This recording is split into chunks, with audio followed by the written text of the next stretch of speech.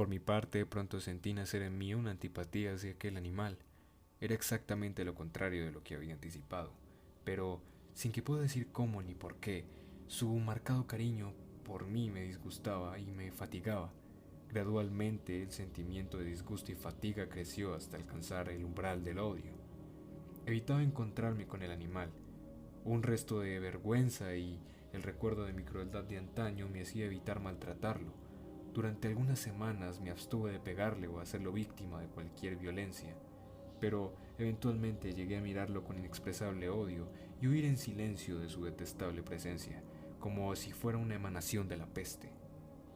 Lo que sin duda contribuyó a aumentar mi odio fue descubrir a la mañana siguiente de haberlo traído a casa que aquel gato, al igual que Plutón, era tuerto. Esta circunstancia fue precisamente lo que lo hizo más grato a mi mujer, quien, como ya dije, poseía en alto grado esos sentimientos humanitarios que alguna vez habían sido mi rasgo definitivo y fuente de mis placeres más simples y más puros. El cariño del gato por mí parecía aumentar en el mismo grado que mi aversión hacia él. Seguía mis pasos con una pertinencia que me costaría hacer entender al lector. Dondequiera que me sentara venía a ovillarse bajo mi silla o saltaba a mis rodillas, prodigándome de sus odiosas caricias.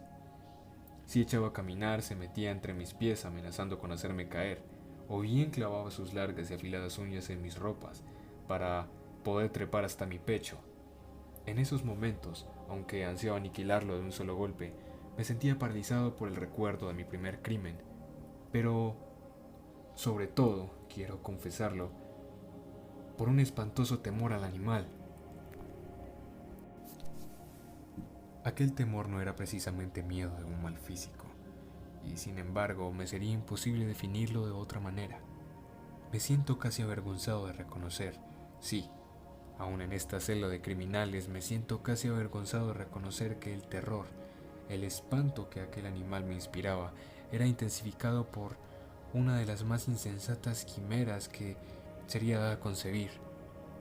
Más de una vez mi mujer me había llamado la atención sobre la forma de la mancha blanca de la cual ya le he hablado, y que constituía una única diferencia entre el extraño animal y el que yo había matado.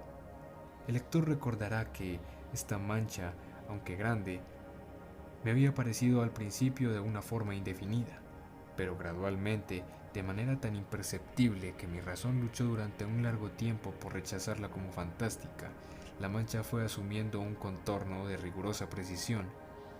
Representaba ahora algo que me estremezco al nombrar, y por ello odiaba, temía y hubiera querido librarme del monstruo si hubiese sido capaz de atreverme. Representaba, digo, la imagen de una cosa atroz, siniestra, la imagen del patíbulo. Oh, lúgubre y terrible máquina de horror y del crimen, de la agonía y de la muerte. Me sentí entonces más miserable que todas las miserias humanas. Pensar que una bestia cuyo semejante había yo destruido desdeñosamente, una bestia era capaz de producir tan insoportable angustia en un hombre creado a la imagen y semejanza de Dios. Ah, ni de día ni de noche podía gozar de la bendición del reposo. De día aquella criatura no me dejaba un instante solo. De noche despertaba hora a hora de los más horrorosos sueños para sentir el ardiente aliento de esa cosa en mi rostro y su terrible peso apoyándose eternamente sobre mi corazón. Bajo el agobio de tormentos semejantes, sucumbió en mí lo poco que me quedaba de bueno. Solo los malos pensamientos disfrutaban ya de mi intimidad. Los más tenebrosos, los más perversos pensamientos, la melancolía habitual de mi humor creció hasta convertirse en aborrecimiento, todo lo que me rodeaba y de la humanidad. Y mi pobre mujer, que de nada se quejaba, llegó a ser habitual y paciente víctima de los repentinos y frecuentes arrebatos de ciega cólera que me abandonaba. Cierto día, para cumplir una tarea doméstica, me acompañó al sótano de la vieja casa donde nuestra pobreza nos obligaba a vivir. El gato me siguió mientras bajaba la empinada escalera y estuvo a punto de tirarme cabeza abajo, lo cual me exasperó hasta la locura, alcanzando un hacha y olvidando en mi rabia los pueriles temores que hasta ahora habían detenido mi mano. Descargué un golpe que hubiera matado instantáneamente al animal de haberlo alcanzado, pero la mano de mi mujer se interpuso en su trayectoria. Entonces, llevado por su intervención a una rabia aún más demoníaca, me zafé de su brazo y le hundí el hacha en la cabeza. Sin un solo quejido, cayó muerta a mis pies. Cumplido este espantoso asesinato, me entregué al punto y con toda la sangre fría a la tarea de ocultar el cadáver. Sabía que era imposible sacarlo de casa tanto de día como de noche, sin correr el riesgo de que algún vecino me observara. Diversos proyectos se cruzaron por mi mente. En un momento pensé en descuartizar el cuerpo y quemar los pedazos. Luego se me ocurrió encavar una tumba en el piso del sótano. Pensé si no convendría arrojar el cuerpo en el pozo del patio o meterlo en un cajón, como si se tratara de mercancía común, y llamar a un mozo del cordel para que lo retirara de la casa. Pero al fin di con lo que me pareció el mejor expediente, y decidí emparedar el cadáver en el sótano, tal y como se dice que los monjes en la Edad Media emparedaban a sus víctimas. El sótano se adaptaba bien a este propósito. Sus muros eran de un material poco resistente y estaban recién revocados con un mortero ordinario que la humedad de la atmósfera no había dejado endurecer. Además, una de las paredes se veía una saliencia de una chimenea falsa, la cual había sido rellenada y tratada de manera semejante al resto del sótano. Sin lugar a dudas, sería fácil sacar los ladrillos de esa parte, introducir el cadáver y tapar el agujero como antes, de manera que ninguna mirada pudiese descubrir algo sospechoso. No me equivocaba en mis cálculos.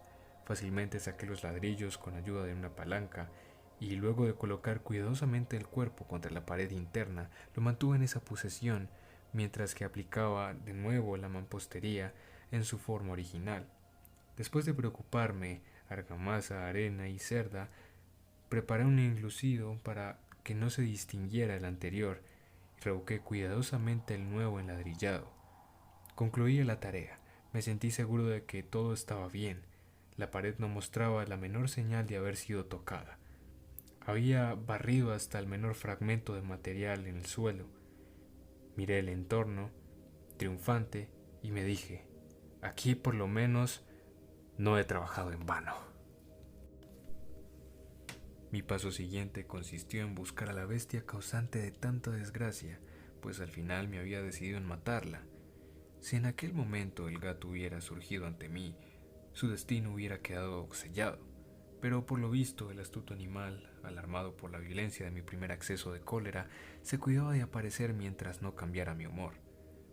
Imposible describir o imaginar el profundo, el maravilloso alivio que la ausencia de la detestada criatura trajo a mi pecho.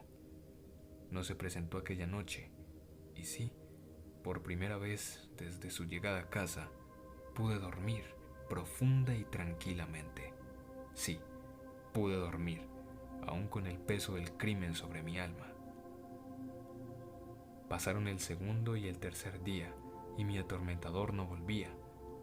Una vez más respiré como un hombre libre. Aterrado, el monstruo había huido de la casa para siempre. Ya no volvería a contemplarlo. Gozaba de una felicidad suprema, y la culpa de mi negra acción me preocupaba muy poco. Se practicaron algunas averiguaciones, a las que me costó muy poco responder. Incluso una perquisición en la casa, pero naturalmente no se descubrió nada. Mi tranquilidad futura me parecía más que asegurada. Al cuarto día del asesinato, un grupo de policías se presentó inesperadamente y procedió a una nueva y rigurosa inspección. Convencido de que mi escondrijo era impenetrable, no sentí ni la más mínima leve inquietud. Los oficiales me pidieron que los acompañara en su examen. No dejaron hueco ni rincón sin revisar. Al final, por tercera o cuarta vez, bajaron al sótano. Los seguí sin que me temblara un solo músculo. Mi corazón latía tranquilamente, como aquel que duerme en la inocencia. Me paseé de un lado al otro. Había cruzado los brazos sobre el pecho y andaba tranquilamente de aquí para allá. Los policías estaban completamente satisfechos y se disponían a marcharse. La alegría de mi corazón era demasiado grande para reprimirla y ardían deseos de decirles por lo menos una palabra como prueba del triunfo y confiar doblemente en mi inocencia.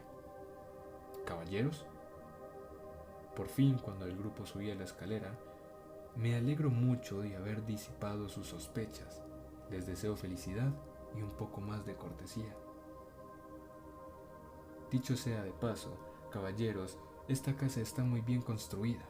En mi frenético deseo por decir alguna cosa con naturalidad, casi no me daba cuenta de mis palabras. Repito que es una casa de excelente construcción. Estas paredes, ya se marchan ustedes, caballeros, tienen una gran solidez. Y entonces, arrastrado por mis propias bravatas, golpeé fuertemente con el bastón que llevaba en la mano sobre la pared del equilibrado tras el cual se hallaba el cadáver de mi esposa. Que Dios me proteja y me libre de las garras del archidemonio. Apenas había cesado el eco de mis golpes cuando una voz respondió desde adentro de la tumba. Un quejido, sordo y entrecortado al comienzo, semejante al sollozar de un niño, y luego creció rápidamente hasta convertirse en un largo, agudo y continuo alarido, anormal como inhumano, un aullido, un clamor de lamentación, mitad de horror, mitad de triunfo, como si puede haber brotado el infierno de la garganta de los condenados en su agonía y de los demonios exultantes en la condenación. Hablar de lo que pensé en ese momento sería una locura. Presa del vértigo, fui tambaleándome hasta la pared opuesta. Por un instante, el grupo de hombres en la escalera quedó paralizado por el terror. Luego, una docena de robustos brazos atacaron la pared, que cayó en una pieza. El cadáver, ya muy corrompido y manchado de sangre coagulada, apareció de pie ante los ojos de los espectadores, y sobre su cabeza, con la boca roja, abierta y el único ojo como de fuego, estaba agazapada la horrible bestia cuya astucia me había inducido al asesinato y cuya voz delatadora me entregaba al verdugo. Había emparedado al monstruo en la tumba.